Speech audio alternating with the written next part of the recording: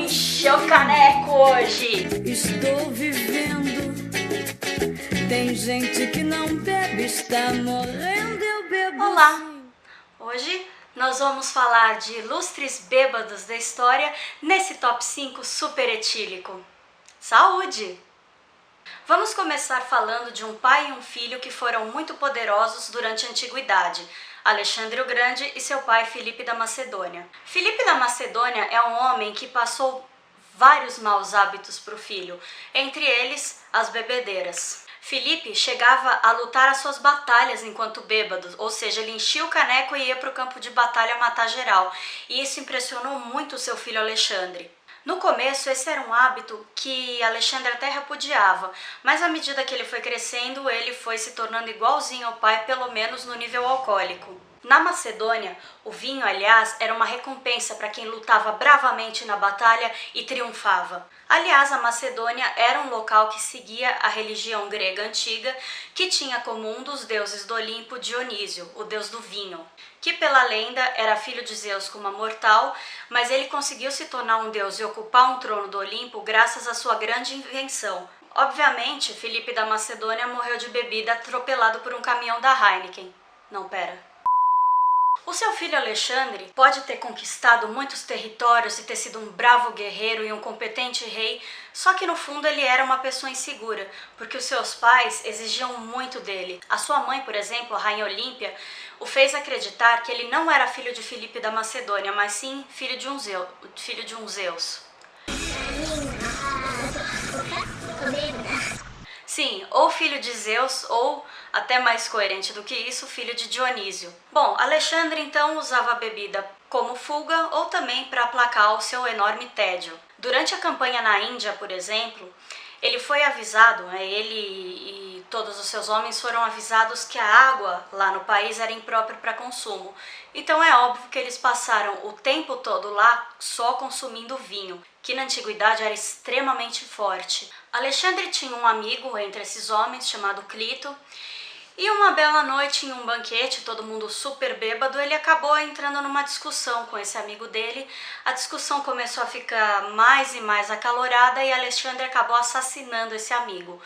Obviamente que nos 3 dias seguintes de ressaca que ele teve, ele se arrependeu profundamente, mas era tarde demais. Clito já estava morto graças a essas noites de bebedeira e ao comportamento intempestivo de Alexandre. E o que ele fez para atenuar sua dor depois da morte do amigo?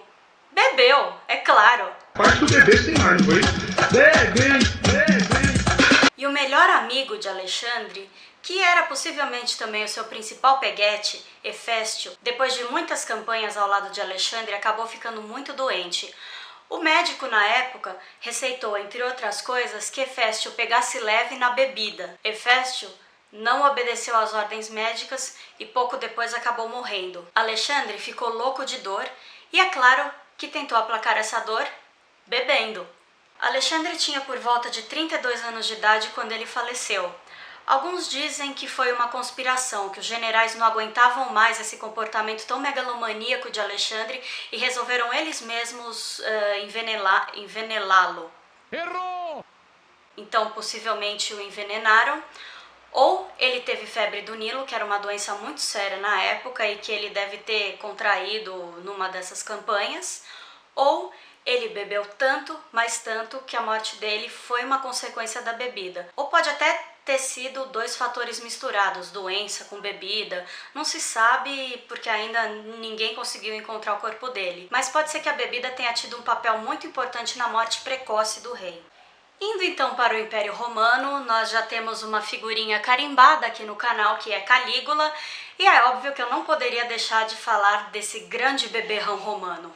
Ele nomeou o cavalo dele senador, ele declarou guerra a Netuno, o deus dos mares, ele se relacionava com a própria irmã, ele ordenou a morte de muitas pessoas nos aproximadamente 4 anos que ele foi imperador, e ele exigia que fosse tratado como um deus. Será que a bebida teve responsabilidade em seu comportamento tresloucado? Calígula assumiu o trono muito cedo e foi um bom imperador no início.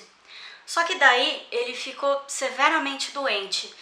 Algumas pessoas inclusive achavam que ele fosse morrer, mas ele se recuperou, Só que depois que ele se recuperou, eu acho que eu até falei nisso no vídeo dos barcos dele, ele voltou outra pessoa, ele voltou extremamente maluco, virado no giraia. E dizem que essa doença e o comportamento maluco dele depois foi responsabilidade do vinho.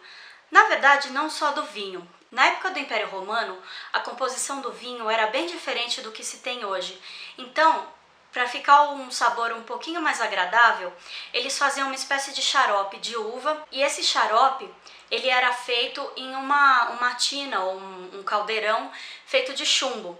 Acontece que o chumbo ele se aderia a esse xarope e o chumbo podia fazer um belo estrago no organismo das pessoas, principalmente no cérebro. Ou seja, com o chumbo afetando o cérebro dele, além da bebedeira, além dele tomar um veneno que expandia o seu estômago para ele poder comer mais, além de muitos fatores, Calígula ficou completamente maluco. Tão maluco que conspiradores da época acharam melhor planejar o assassinato do imperador para que as suas loucuras cessassem de vez. Vamos agora para a Idade Média falar sobre Ricardo III.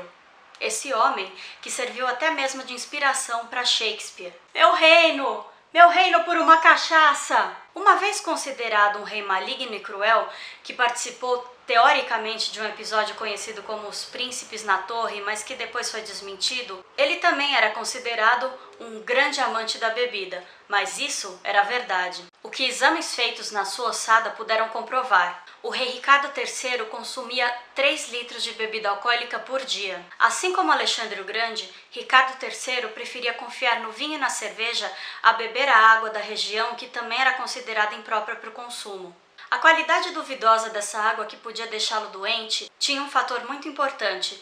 Os inimigos poderiam a qualquer momento envenenar essa água, e aí o monarca estaria doente e quem sabe morto. Os testes realizados puderam ainda acusar que em 1483, quando ele assumiu o trono, o seu nível alcoólico aumentou 25%. Será que Ricardo III se comportava dessa forma vil e cruel apenas quando bebia? Será que a bebida ajudou as pessoas a criarem essas lendas de crueldade sobre Ricardo III? Já mais recentemente, entre o século XVIII e XIX, governou a Inglaterra o rei George IV. Ele se tornou regente após o seu pai ter sido declarado insano. Adepto de uma vida extremamente extravagante, George IV devia ser um tipo de Liberati da época. Ele ordenou que o Palácio de Buckingham e que o Castelo de Windsor passassem por uma profunda e cara reforma. Mas sua obsessão por obras arquitetônicas grandiosas não parou por aí não. A Inglaterra inteira passou por obras graças aos caprichos desse rei. Ele, é claro, acabou se endividando. Com o passar dos anos, a acusação de ter envenenado sua própria esposa vindo da boca dela, seu apetite voraz por álcool, por comida e por luxo, seus gastos exorbitantes e sua maneira irresponsável de reinar o tornaram um dos reis mais impopulares da história da Inglaterra. Frustrado com o seu reinado fracassado, ele acabou se entregando ainda mais ao álcool e ao láudano, que era um remédio receitado na época à base de vinho branco, cravo, canela, açafrão e, claro, ópio. Saudável! Então ele se fechou nesse mundinho dele de álcool, de láudano, e de lá nunca mais saiu, e quando ele morreu foi como se ninguém sentisse falta dele. Esse foi o Top 5, se você gostou desse modelo de vídeo, coloca aqui nos comentários. Se você gostou do vídeo, dá um joinha, se inscreve no canal. Se não gostou...